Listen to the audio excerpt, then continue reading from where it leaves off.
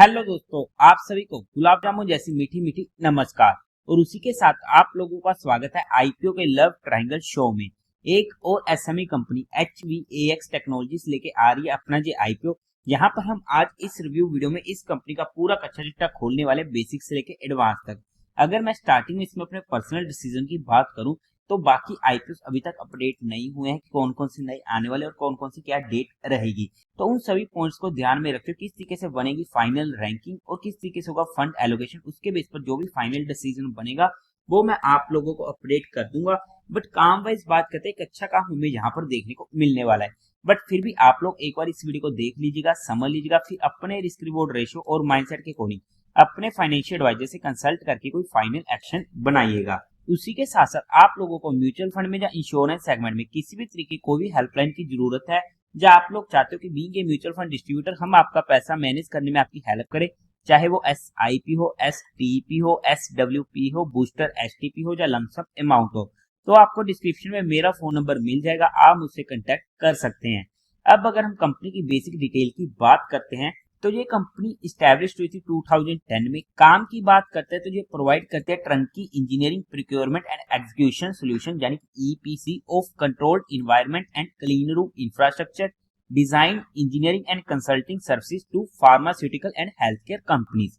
Company supply करती है following products manufactured by third parties. Company खुद मैन्युफैक्चरिंग नहीं कर रही है, जो हमारे एक नेगेटिव पॉइंट हो जाता है। और वो प्रोडक्ट्स होने वाले clean room wall panels, clean room ceiling panels, covings, riser panel, clean room doors, flooring system, pass boxes, air shower, LTHT electrical panels, pre fabricated galvanised iron ducts, air handling unit, chillers, building management system equipment, utility generation and distribution equipment. Company के customers की बात करते तो उनमें आ जाती है pharmaceutical companies, chemical companies, hospitals, health care companies and FMCG companies.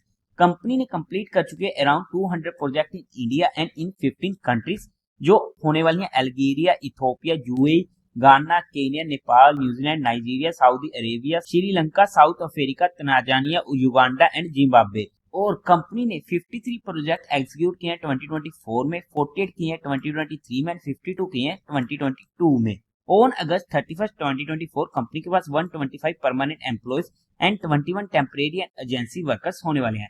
Overall में काम देखते अच्छा काम है, अच्छा सेगमेंट होने वाला है। अब अगर हम कंपनी के कुछ इंटरनल रिस्क फैक्टर्स की बात करते हैं तो वहां पर सबसे पहले अगर आप इनके टॉप 10 कस्टमर्स की सेल्स देखोगे तो वहां पर टॉप 10 कस्टमर से इनको 83% के करीब का रेवेन्यू जनरेट होते हुए देखने को मिल रहा है। और टॉप 3 से तो यहाँ पर ऑलमोस्ट 40+% के करीब का देखने को मिल रहा है। और ऐसे में किसी भी मेजर कस्टमर का, स्पेशली पहले 3 में से या फिर टॉप 10 में से भी किसी भी कस्टमर का लॉस होता है जब वो अपने ऑर्डर्स कम करते हैं, तो वहां पर हमें कंपनी के ऊपर इसका डायरेक्ट इंपैक्ट देखने को मिल सकता है। सिमिलरली बाकी ईयर्स में भी आप चेकआउट कर सकते हो।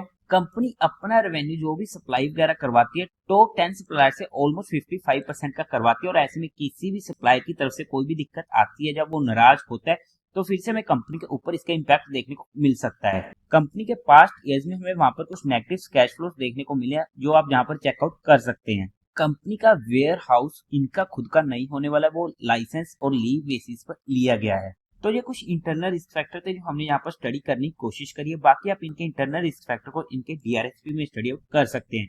अब अगर हम कंपनी के टेंटेटिव टाइम टेबल की बात करते हैं तो ये IPO ओपन होगा 27 सितंबर को, क्लोज होगा 1 अक्टूबर को, अलॉटमेंट होगी 3 अक्टूबर को, रिफंड मिलने शुरू हो जाएंगे, जो आपके अकाउंट में क्रेडिट हो जाएंगे शेयर अलॉटेड 4 अक्टूबर को।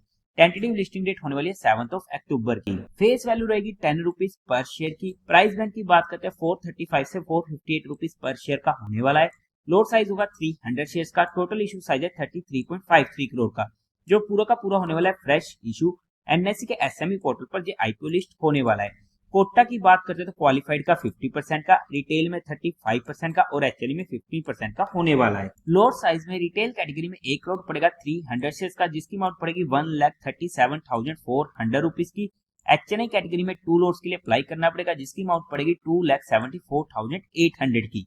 कंपनी के प्रमोटर्स की बात करते हैं तो वहां पर निर्भय नारायण सिंह, प्रज्ञात मिश्रा कंपनी के प्रमोटर्स होने वाले हैं। प्री इशू होल्डिंग थी 90.50% की, जो पोस्ट इशू रह जाएगी 66.65% की। अब अगर हम कंपनी के मेन मुद्दे की बात करते हैं, यानी कि कंपनी के फाइनेंशियल की, तो वहां पर सबसे पहले टोटल एसेट 2022 में थे 53 करोड़ के, जो इंक्रीज होते होते 2024 तक पहुंच गए 63 करोड़ के, बट 2023 से हमें यहाँ पर डिप देखने को मिला 2024 में। ओवरऑल में एक डिसेंट सी ग्रोइंग रेट या इनकंसिस्टेंसी हम बोल सकते हैं। रेवेन्यू की बात करते हैं, 2022 में था 68 करोड़ का, 2023 में 96 करोड़ का एंड 2024 में 107 करोड़ का। एक डिसेंट ग्रोइंग रेट होने वाली है। प्रॉफिट आफ्टर टैक्स 2022 में था 4 करोड़ का, 2023 में 5.2 करोड़ का एंड 2024 में 9.39 करोड़ का। अच्छी ग्रोइंग रेट होने वाली है। नेटवर्थ 30 करोड़ की, रिजर्व एंड सरप्लस में 29.91 करोड़ का एंड टोटल बोरिस कंपनी के पास 24 करोड़ की होने वाली है। अगर हम ओवरऑल में फाइनेंशियल्स की बात करते हैं तो यहाँ पर हमारे मन में शंकाएं आने वाली है, क्योंकि 2023 से 2024 में रेवेन्यू तो इंक्रीज हुआ 12% से, बट प्रॉफिट इंक्रीज होते हैं 80% से, जो हमारे लिए सोचने वाला पॉइंट हो जाता है। ओवरऑल में फाइनेंशियल्स की बात करते हैं तो okay to slightly positive financial हमें यहाँ पर देखने को मिलने वाले हैं।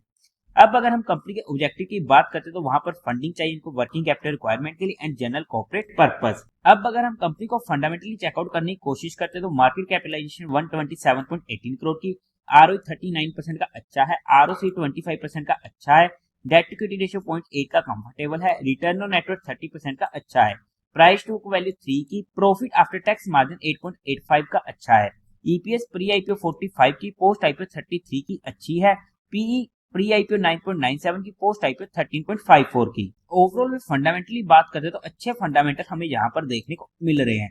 अब अगर हम कंपनी के पीयर टू पीयर कंपटीटर्स की बात करते हैं तो एलादा इंजीनियरिंग, जिसका पी हमें देखने को मिल रहा है 10.64 का। अगर हम इसके जीएमपी की बात करते हैं तो आज के टाइम पर कोई भी ग्रे मार्केट में हमें काम होते हुए देखने को नहीं मिल रहा है, बट उम्मीद है कि आने वाले टाइम में हमें यहाँ पर एक अच्छा खासा जीएमपी देखने को मिल जाए। अगर हम वैल्यूएशन वाइज बात करते हैं according to 2024 financial year data, तो उसके बेस पर ये आईपीओ ना ही सस्ता रहा है ना ही महंगा रहा है और फुली प्राइस्ड होने वाला है। बट हमने यहाँ पर सिर्फ कंपनी को education and learning perspective study किया है, किसी भी तरीके की कोई भी इन्वेस्टमेंट टिप या एडवाइस नहीं है। फिर भी आपको कोई भी काम करना हो या कोई भी एक्शन लेना तो एक बार अपने फाइनेंशियल एडवाइजर से कंसल्ट करके लीजिएगा। तो देवी और सज्जनों, उम्मीद है आप लोगों को ये वीडियो अच्छी लगी होगी, तो इस वीडियो को लाइक कीजिएगा, शेयर कीजिएगा और साथ ही साथ चैनल को सब्सक्राइब करें। हर हर महादेव।